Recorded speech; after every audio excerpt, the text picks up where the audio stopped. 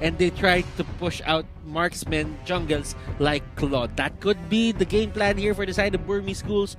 Rrq Hoshi, how do they stop this? I mean, they've got the low Yi on their side. Yeah. And I think that's already one piece of the puzzle that they need to consider. And it really depends on which side of the map the turtle is going to spawn. And more importantly, which buff is going to be contested here. Because if they guess wrongly, it's like, oh no, they're not on their orange buff. I've wasted too much time.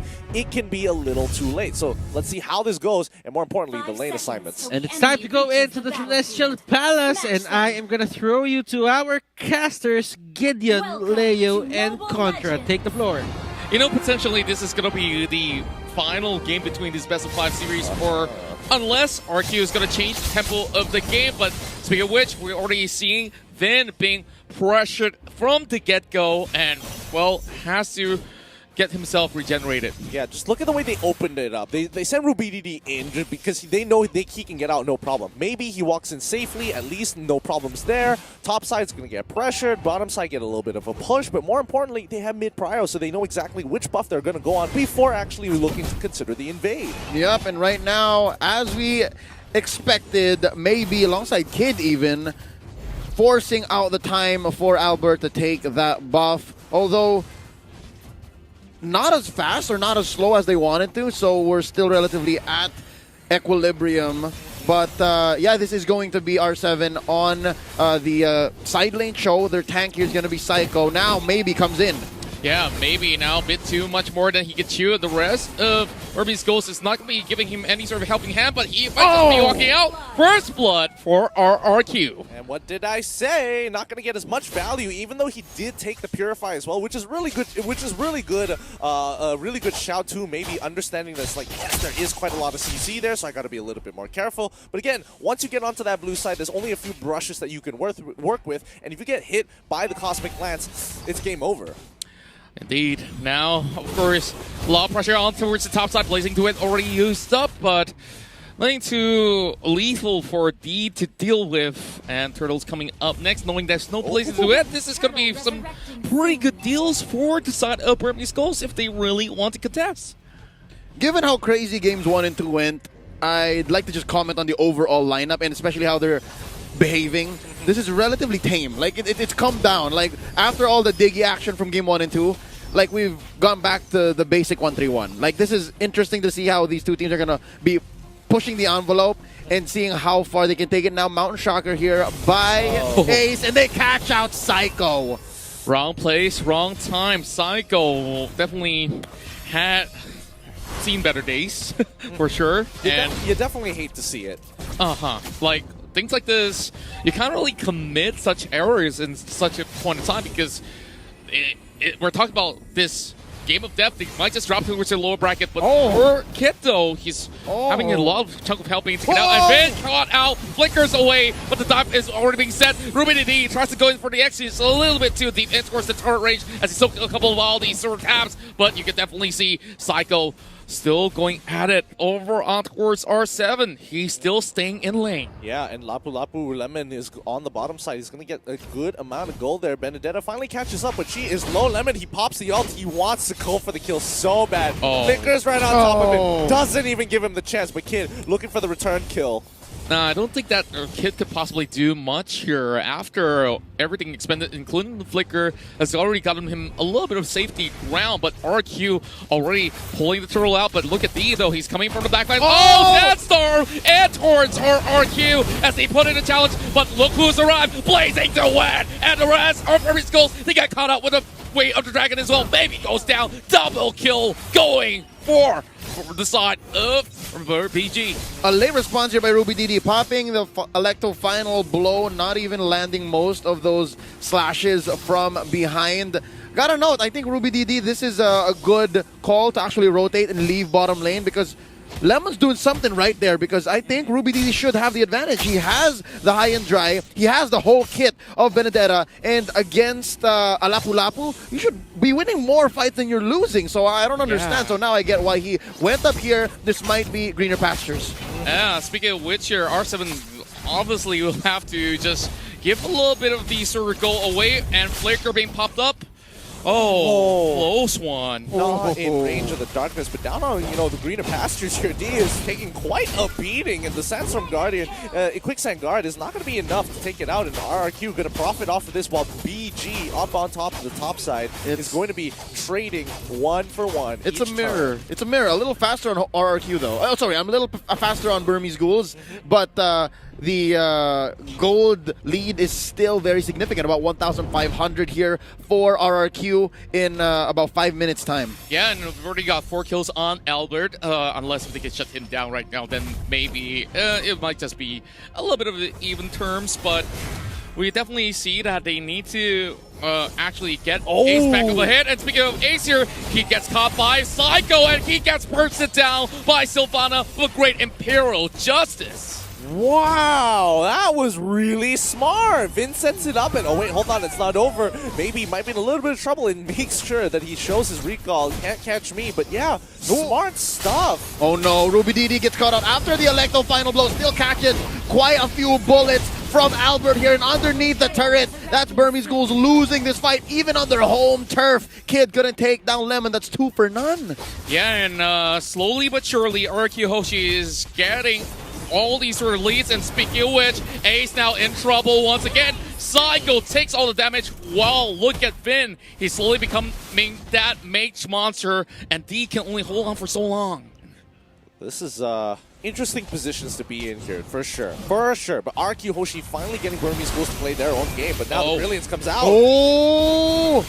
Oh, Albert here returning with the Blazing Duet, and he times it so perfectly. They underestimated what the rest of Rrq Hoshi could have done, and he pays the price by popping the Brilliance for an offensive round. Yeah, maybe here wants a little bit more. He is going to be a little too aggressive, a little too haughty for my taste here. 6 minutes, 30 seconds in, there's a turtle up. I think Ace is just, I don't know, poking the lion.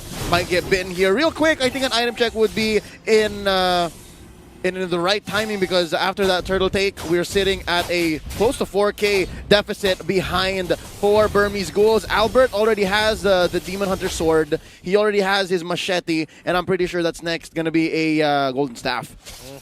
This is pretty huge, but now RrQ caught in the Imperial Justice is a full-on fight. Yeah, this is not looking all too good. They get 1 free pick, but R7 is just going to be walking on top of maybe and says, oh, there's not going to be any threat. I'm just going to take this free turret. Okay, great work. And there's nothing that Burmese Ghouls can actually gain out of, but they're already setting up shop here. Lemon goes in to dive on towards maybe once again. As you can see, Kid does all that he can just to take Lemon, but it's been costing a lot. Malin Shocker now spots out the rest of RRQ, but over the mid side, D goes down. They want to get some more Brilliance. Comes out perfectly. Great dodge, but that's not going to be when the Blazing Duet comes through. Rotations to try to slow it down, but it's not going to be enough. It's going to be a full-on chase coming in for the Burmese Ghouls. They can't finish. Oh, finally one for RrQ. And from the back, a little too deep. Nice knockup by R7. That's going to be Ace trying to run away. That Yusen Shin survives. And up front, it's RrQ dancing. Albert finally ends it. 3 for 2 is the final tally. Somebody's got to stop Albert, and as much as they try to do that, RrQ has expended everything he can. Electo, you name it. Like, they can't get the grasp on towards this really slippery clod. And, for Lemon as well as R7, they say, okay, it's worth it to just buy a little bit more of the attention heading in towards the tier 2 over the mid side. And, well, call for that sort of the exchange. Now 15 seconds towards the next objective here. Can Burmese Ghouls contest? Well, to be fair, there is no lock on Burmese Ghouls, right? It's only maybe. Maybe has to hit him with the 2 over and over again, and then that's it. D, it's a huge ult that you catch, but hold up! Way of the Dragon! Way of the Dragon has been expanded here. Mounting Shocker as well, as they force a way to go on a retreat. But Lemon wants this fight. He's going right in, tries to look for Kid, but you can see Psycho jumps right in, tries to get him with the Imperial Justice, locks him down as R7 gets the kill. The next one will be D as he tries to run for his life, but now all he can do is just to hold on to the rest of the members of RRQ, and the rest of Burmese Ghouls get a little bit of breathing space to retreat. They have to breathe now. They finally get to breathe, but Albert, he is just absolutely gigantic here. He's got 7 kills under his belt, level 13 in comparison to Kid, who's only level 8, and not to mention that Ace, only level 12 here. Like, Ace really needs to make a play, but Psycho, he's going to find the first catch, but I don't think they're able to capitalize on it just yet, and this is what they've been doing between Psycho and Vin. Vin has been sending Psycho into these really awkward positions, and if the Burmese get caught out, that's when Psycho jumps on and the rest of RRQ pounces. Yep, that's the fanciest face check I've ever seen. You had to use the diversion just to see, is anyone there? You could have walked it, but here's another one, obviously. I think the fact that Vin and Psycho have been pulling this off means Mountain Shocker's not enough. There needs to be more vision. There needs to be a little bit more information outside the Burmese Ghouls to get back here and to give Ace more space. But right now, it's looking like Rrq Hoshi's owning the map. They are ahead about 7,000 gold. For the first time in this best of 5, Rrq Hoshi is obviously in the lead now. Wave the Dragon on to D. Yeah, and it seems like they do miss the Sandstorm right there, but rubiddd is going to be caught out by the Blazing Duet. Going to help the Benedetta as he goes legendary, but maybe now. Oh, just fall back for the moment, and like you said, they can always go in for the backdoor divergence out there, and maybe has pulled in the attention way too much. Psycho catches him off. Yeah, it looks like RRQ have adapted well. They're forcing the Burmese Ghouls to play their game, a very traditional, very classic of style here. They have to kind of get some pressure on towards the side lanes, but again, the macro coming up from RRQ in the lead. They have huge with the Blazing Duet as they take out one and now go for the second. Wow, great dance down to land on top of members of the side of Hoshi, and Electro has been popped up on top of Lemon as he flickers away, but he does not escape from the grasp of the Benedetta rubiddd. As when she gets one, the mid lane now exposed, but at least Burmese Ghouls, they finally catch a couple of members of RRQ. Good news and bad news. Good is they shut down Albert. Bad news is they lost all of their out of the base turrets. They only have inhibitors left, so the rest of the map is open. It's going to be hard to go for Lord contest. It's going to be hard to go for wave clear. It's going to be hard to even get your own buffs. So slowly but surely, I think the Burmese Ghouls here are going to want to make sure that they take what they can while Albert is out. But hold up, that's a cancel diversion. In goes Psycho. Oh, Psycho tries to actually goes in for the Lord Steal attempt, but here comes Vin as well. He's catching on towards Kid, but it's not enough. Brilliant's being popped. He's going to be safe. Burmese Ghouls, they do get the Lord. Big news for the Myanmar side as they do have to play the Spur, and they are preparing for a comeback. Vin. I mean, Vin was trying to do his very best to try to chunk out the main damage dealer, going to be Kid and Ace on their side of the map. But I think overall, very desperate attempt. He probably should have played a little bit towards the back line, waited for R7, and maybe could have potentially baited Burmese Ghouls into a fight that they weren't expecting to get that pick. However, now that that is done, Lord is going to be knocking on their door, and let's see how Burmese Ghouls maximize their goal, because this was their comeback mechanic. Yeah, it's reminiscent of game number 1 where, you know, once they get that Lord, they will be able to just get a lot more of that macro pressure going on. And speaking of macro pressure, you look at rubiddd all the way up towards the mid side. He uses the Electo, not really the direction that he could possibly get any sort of a way to escape, but the Lord already knocking on towards the top side here, and it seems like they will be able to save it. Also, check out R7. He's just working, man. He's just working, pushing up this wave, and in comes D. If anyone can afford to, like, check into things, it should be maybe. It should be D. But hold up, Kid gets destroyed. Oh, that's a big one coming in. He just shouldn't bullet his way in. And, well, of course, he did use his Wave the Dragon, but here comes Psycho locking in D with the Imperial Justice as D will be able to walk out alive. But the rest of the members of BG, they're focusing their attention on a split 2-2 as the other members just trying to see whether or not will they just dive right in. I think rubiddd should take care of himself more. Again, that whole defense that turned into the Albert shutdown and eventually into the Lord was only because rubiddd performed. Rubiddd did so well, and I think if they can protect him a little more and they can tell him not to go too deep, maybe 1 or 2 more team fights that go that way, then yeah, Burmese Ghouls can reclaim the map. But right now, if there's another pickoff on rubiddd, Rrq Hoshi is looking at a quick finish after that. Yeah, and I think I would totally agree with you there, Leo, because again, RRQ, they've got the better front-to-front combat system against Burmese Ghouls. Burmese Ghouls need to get in towards that backside. They need to take out Albert. Albert is gigantic, and he's going to be so hard to catch. He's 8-1 unless he makes a mistake with his Blazing Duet, which he doesn't necessarily even need most of the fights. Yeah, you can already see Rrq Hoshi is on an automation mode itself. Like, they're so comfortable with this recent meta, and R7 could definitely buy as much time as he wants from all these sort of side lanes, do exactly what Rrq Hoshi does best, you know, just pressure from both left and the right wing, and now Vin also gets his big purchases. You know what? I'd like to add to what you just said. Comfortable in this current meta. I'd like to think they're pushing the meta. Save for that whole Diggy thing, like that's a Burmese thing. But for our Q here, games, they've also shown us quite a bit of what they're capable of when they're trying to get creative. But right now, this is just bread and butter. Gotta point out as well, the unsung hero here, Vin. A lot of these engages, a lot of these team fights, a lot of these free pickoffs would not happen without Vin. That's right, and of course, very fair point right there. And I definitely think that Vin has been able to actually go in to just set up a great sort of engagement opportunity for the side of Rrq alongside with Psycho, and you could evidently see like easily he managed to just participate in 16 of these fights. Ooh.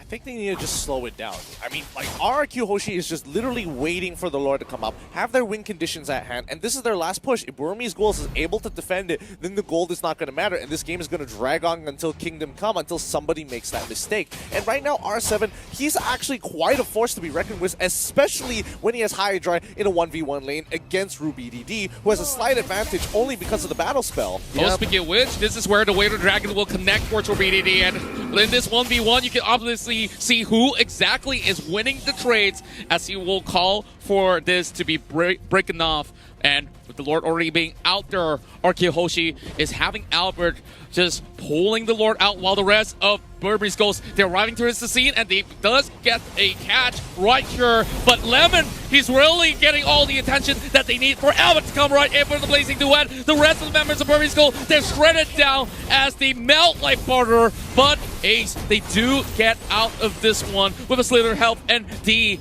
he cannot really hold on for this defense. Yeah, this is what I was talking about. Like, RrQ is such a big part of this fight, and the fact that R7 just isolated him and now might take him out is such a big deal. Nice use of Sword Intent to run away. Another free dash here for our Benedetta. RrQ, oh, he goes on for miles. This is a marathon for his life, and R7, he's not going to give up. He knows you're still there. Nice use of Electro Final Blow, going to be clearing the wave. Lord taken out off camera. Quick solo there by Albert, and this could go forever, and there's a knockout. Yeah. At the end of the day, RrQ did his job, and that is, we're losing the fight, clear the waves. You have no way to really pressure us until the Lord is up. And now that, the Lord is down, that might, change things just a little bit, but it buys enough time for the Burmese Ghouls to prepare for it. Okay, we're back off of our cooldowns, we're back alive in our base, and we can actually defend this properly. If I really could just honor an MVP right now, like you said, it's R7, because he really pulled the entirety of the attention of RrQ up to the point that, yeah, you might just go in for the split push, but if you can't get anywhere near the Lord, like they were attempting Lord, and they know that, okay, doesn't matter, this Benedetta is already on the elastic of health, and you can just keep him there for a long time. But here comes the dive, and Psycho is trying to go in for the setup. Yeah, he wants to go for a little bit more, but Lord, they're playing this slow. They're not looking to get those fights. They're saying, hey, give them the inhibitors. As long as we can get rid of this Lord, we have a great opportunity. Mid is going to be the next target here, but when is the fight going to start? And speaking of which here, this might just be the end of it all if they don't take out the Lord. And with that, Rrq Hoshi breaks down the final inhibitor up towards the mid side, and now all doors being opened up for Rrq Hoshi to secure point number 1. But you can see Burmese Ghouls, they're looking to set up the perfect defense right here. Maybe getting a chunk of health being taken out, but Lemon, they're in the middle of it all, and D almost dropping out as he tries to get his health all the way back up. But look at RrQ finally going in for Electos. He tries to cut over on towards the back lines, and Vin, he does fall down with a slither of health still left. Mountain Chakra being popped up. They're going in for Albert, and the Sandstorm goes in for that dive, but RrQ is prepared for this defense. And look at Vin, he's perfectly positioned. He might just be able to turn this one around. D goes down, but he does have immortality to buy a few seconds off. And look at it. It's still 4 members still available for Burmese Ghouls for the defense. That was a great fight for both sides here. RrQ finding the picks that they were looking for, Lemon doing a great job, R7 able to zone out the right targets, and Burmese Ghouls pulling back when necessary, but that's not all. They're going to fight one more time, trying to duke it out. Maybe you're going to be running away, but the Blink Duet has been called in by Albert, and Psycho takes down RrQ. Again, a very big key to this defense and the whole Burmese Ghouls agenda. And right now, that's 3 defenders left. 5 for Rrq Hoshi. They can smell blood. They know that it could end right here, right now, and it's looking grim for the Burmese Ghouls. Ladies and gentlemen, this is a fight you don't want to miss. That's down onto maybe. Oh, the knockout onto one more. Ace goes. That's going to be it. Game number 3. Rrq Hoshi is still in the upper bracket in this one. Woo! The semifinals are looking